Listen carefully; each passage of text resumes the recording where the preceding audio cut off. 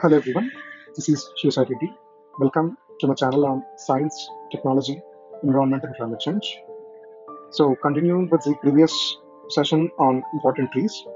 In the first part, excuse me, we have discussed about some important tree species of our country. Now in this lecture, I'll try to discuss some important concepts that are associated with trees. So going ahead, first we'll talk about nitrogen fixation in trees, and we'll discuss about some examples of nitrogen fixing trees. So, nitrogen fixation is a symbiotic relationship with nitrogen fixing bacteria, that is, rhizobium or frankia, in the tree's root nodules. So, this bacteria present in the root nodules of the tree enables uh, the trees to absorb the nitrogen into an acceptable form. So, this bacteria helps to convert the atmospheric nitrogen into the form that is visible by plants. So, some of the common trees that are good nitrogen fixers include the Acacia species or the wattles that we have discussed in the previous lecture, Albizia lebec, Dalbergia sissoo, or the sesame tree. So, also apart from this, neem tree or Azadirachta indica is also a very good nitrogen fixer. Just try to remember these three or four names and their importance. Well, they enrich soil fertility, they reduce the need for chemical fertilizers.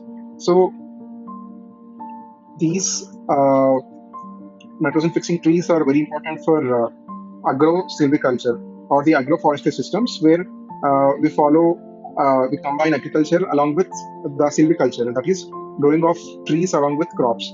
So, for example, let's say we have an agricultural crop.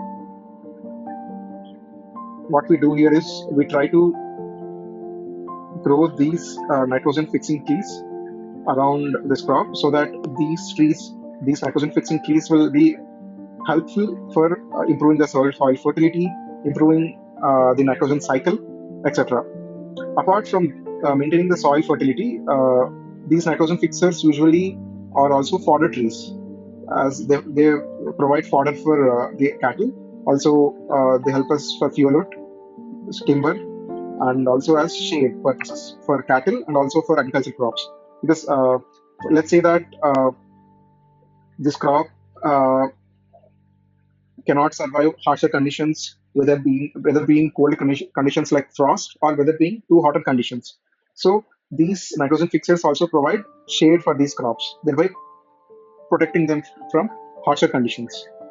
So these trees are multifunctional assets, especially in villages. So remember the examples and their applications, and then going to the concept of mycorrhizal fungi. So I feel that this is a very important topic which will be definitely asked in prelims in any coming years. So what are these mycorrhizal fungi? Basically, these fungi share a symbiotic relationship with the roots of most of the tree species. So basically, these are funguses which are in symbiotic or mutual relationship with tree species. So how they share this relationship?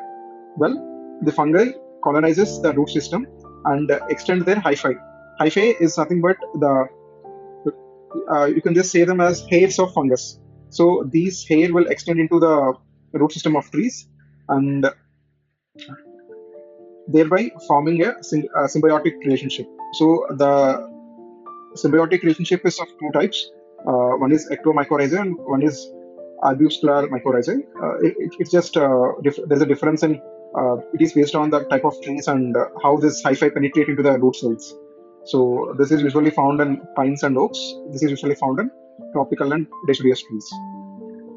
What is the benefits that each one of them receives?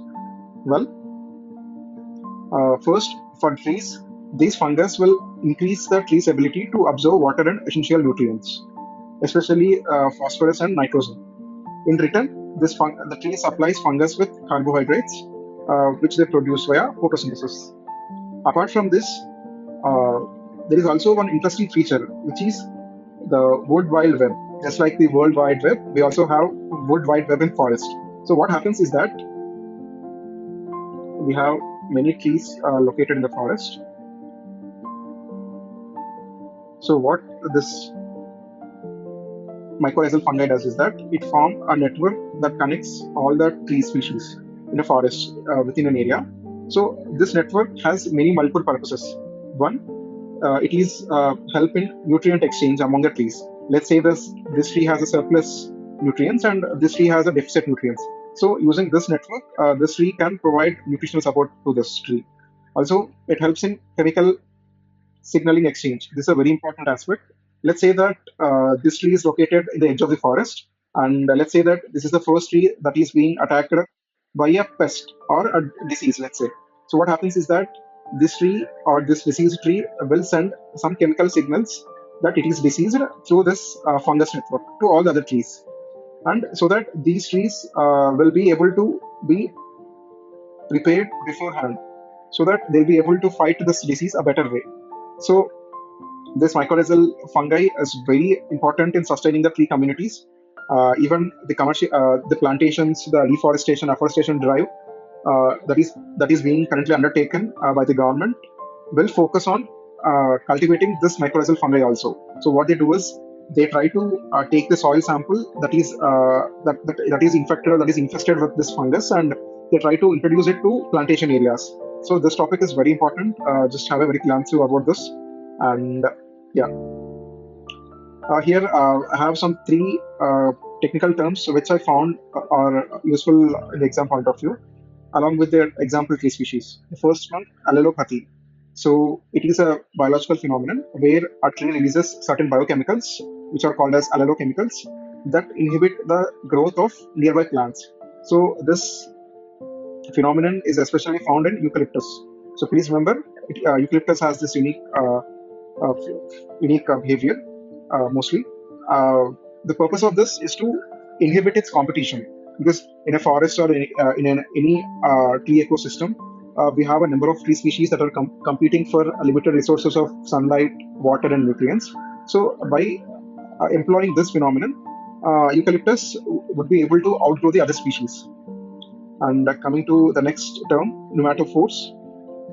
These are the specialized aerial roots that are mostly commonly found in the mangrove species, such as Rhizophora, as we discussed in the previous video, Abyssinia, Soneraceae. Excuse me. So this aerial roots grow upwards. So let's say that this is a mangrove region where it is submerged in the water. We have a tree. It has its roots. So these pneumatophores will come outside the soil region, and they have some pores through which gases are being exchanged. Because we all know that roots will also absorb oxygen that is present in the soil, apart from water and nutrients. What happens in a waterlogged condition is that that region will be lacking oxygen. The waterlogged soil is usually oxygen depleted. So in order to overcome this, these pneumatophores will come outside the soil, and they have pores to absorb oxygen. So it allows for the gas exchange. And then the final word term is phreatophyte. So it stands for deep-rooted trees that have so much extensive root system that they'll be able to tap the groundwater and water tables. So one of the important example is Prosopis julifolia. Please remember this name, and remember that it is a phreatophyte.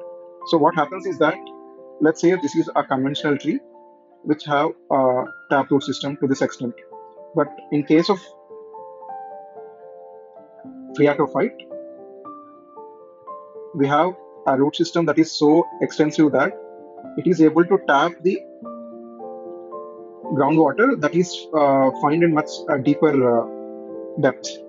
So Prosopis julifolia flora, it is a very good species in case of arid and semi-arid areas.